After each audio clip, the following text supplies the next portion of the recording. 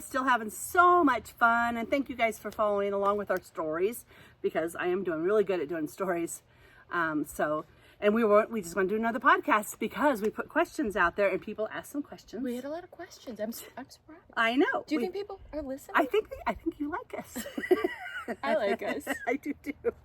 But we did get questions, and that was good. And so we want to do a short one. Totally short, and we'll just answer some of your questions. Yeah, I'm sorry. I'm all screwed up here, but and we're going to flash pictures again too, by the way, because I just we think did. our kids. We did do homework. And found some of the oldest pictures we could find. The first question somebody asked was they wanted a photo, the oldest photo of us together. Of when we were at our youngest. If we were at our youngest, yeah. Yes. And so we've known each other about 17 years, and we had to go back that far to try to find a picture. So what you need to know, Julie, you moved to Nashville in 31 years ago, August 10th. On what year? 1994. Oh, that's how long ago. 1993. Oh, you moved to Nolensville in 2003. Oh, yeah. Okay. Yeah. And then we moved to Brentwood, right up next to Nolensville, and we moved there in 2005. Our kids started playing ball by about 2007. That's when we met. Yes. So 17 years ago is when we met. Kids started playing ball. Oh, wait, can we talk about something? Yeah. We changed from inside to outside so you could see the mountains better. The beautiful view. Anyways, we just want to share that with you guys. It is beautiful. I mean, did you guys see the rainbow? Oh my gosh, that was crazy. I have never seen the rainbow like that. And we were going at the pinnacle of the Sawtooth Mountains, right where there's an observation deck and you could pull up, because it goes like this as you're going up the mountain, and you can't pull over anywhere. No. And it was right when we got to the observation deck, and then there's this amazing gorgeous rainbow. And the thing is, the pictures didn't even do it justice. No. It was really brighter. It was brighter. Yeah. But that's okay. Yeah. And the pot was at the end of it too, by the way. Yeah. We couldn't find it though. We tried it. Yeah.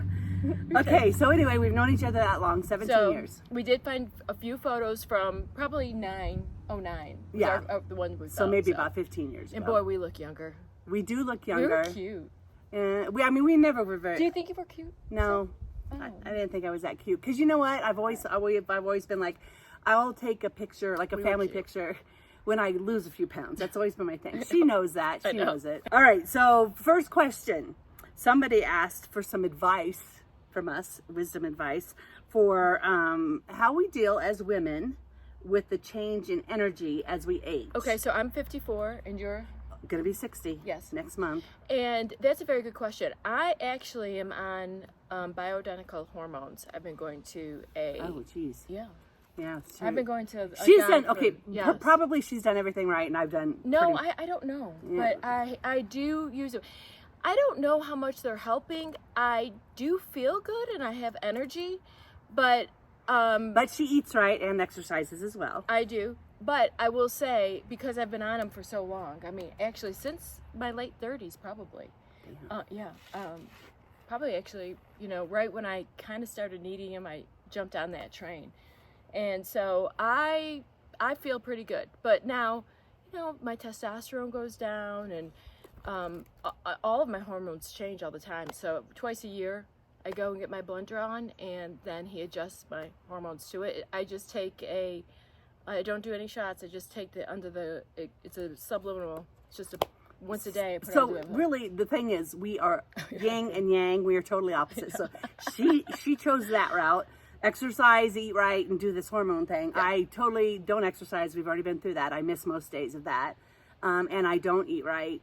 And I've never done any not vitamins, not hormones. No, you don't do anything. I don't do anything. I'm just kind of trying to do it au natural. And we'll see in the end who's right and who's wrong. I will say that's a very good question, though, because it is something that it's a real struggle. It is. And I think everybody's different. If I had it to do over in my 30s, I would have done an exercise regimen like you have. I'd be more disciplined, and if I could do it over.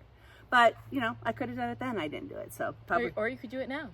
Oh, why start now, I say. There you have it. It's too late for me, and I'm okay with it, actually, most of the time.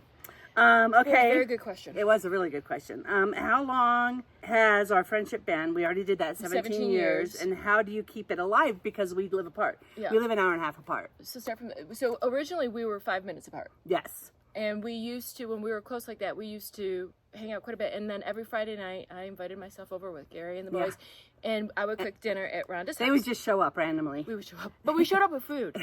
True. And I cooked. Yes. Yeah. Actually, yeah. I mean, Julie, honestly, I know I had 4 boys, and I did cook for them, but I came from a big family of 9, and my mom also cooked for us, but she cooked tacos, spaghetti, grilled cheese. Anyway, so I was a very simple cook, not a spice person, I was just a very simple cook.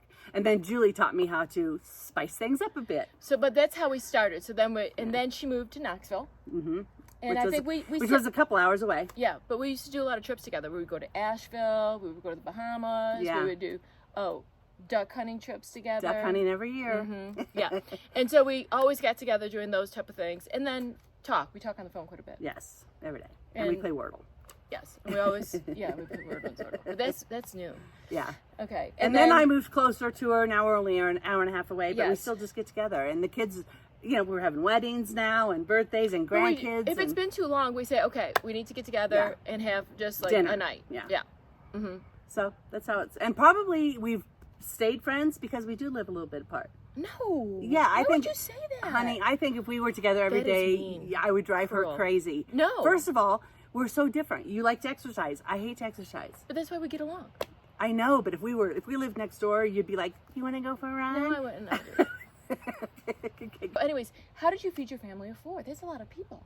Oh yeah, I forgot about the cruise. How did I feed them? Well, before I met Julie, it was the spaghetti and tacos and grilled cheese and mac and cheese and that kind of stuff. And then did you ever do like cereal dinners when the kids were? No. No. You've got 4 kids playing sports. That's a lot. It was. And she had 4 boys. And we always did dinner. That's important. Julie and I just discussed that. Yeah. I think that's why our families turned out good because we always had dinner. So like we always had to sit down dinner with the boys, and you had sit down always. Dinners. Yeah, always. Yeah, and even when the kids, like I was saying, my kids would have games and or practice and would come home late. When they would sit down and eat, we would go and sit down and eat with them, Gary and I, because just to talk about different things. Yeah. It's always really important. That is important. That would be good advice. I think everybody should sit down when and you're dinner. raising your families, have a dinner and sit down. Even if it's cereal one night. Yeah. I didn't do cereal dinners with the kids. I mean, maybe pancakes. Yeah. We did pancakes. And you did omelets. Oh, yes. There's a whole story behind that. We'll go into that later. Another time. That's a funny story. And actually somebody did ask for a funny story ever, so we got to do it fast. Yeah. The omelet one is not the funniest ever, but it is funny because Julie did one of her pop-ins as I was cooking dinner for the kids, and that night it was going to be omelets. But in all honesty, I'd never really made omelets before, and I was doing it, and Julie's watching me. She's like, "What are you doing?" I can't get out of my way. And then she totally took over. Yeah. We finished it, and then I knew how to do it. That was actually a funny story. Yeah, I knew how to do omelets after that. And then somebody asked about our faith. Yes. The faith question. Well, and that's an important one, especially with Julie, honestly, because I'm new to the faith journey. I mean, I was raised Catholic. I went to church. I did all those things, but I never knew God, or I didn't have a relationship with God. I feel like. Because I think years ago the Catholic Church didn't want you to read or interpret the Bible. For yourself. I mean, I never picked up a Bible in my life. Yeah. And I didn't know how to read the Bible. And I was on a journey in early 2000, and in my journey, I was being 2020. Okay. 2020. I was being told I need to get into the Bible. I need to read the Word, and I talked about it for 2 years about I need to read the Bible, but I didn't even know how to do it. I didn't know how to do it. I know that sounds weird, but I didn't. I don't think that's weird. I think a lot of people don't know, and I was the same way too. So yeah, I think that is a very common thing. Common thing, yeah. And so our cousin, who's also a good friend of mine, had bought me this Jesus Calling book, and years ago, and I've read it on and off for years. And then she gave it to me in 2022. Yeah, I gave it and a Bible. Yep, give me that and a Bible, and when we were duck hunting, and she had it on my bed, and that very first day I picked it up, and on my little faith journey that I was trying to find, the one thing I did know, one verse I did know was to walk by faith and not by sight. Yeah. And I liked that verse. It resonated with me. That day in the Jesus Calling, the day she gave this to me, that was the verse. So in the Jesus Calling book, they have daily readings, and then they'll have biblical passages that you should reference. And for years, I read the readings, but never looked out the biblical passages.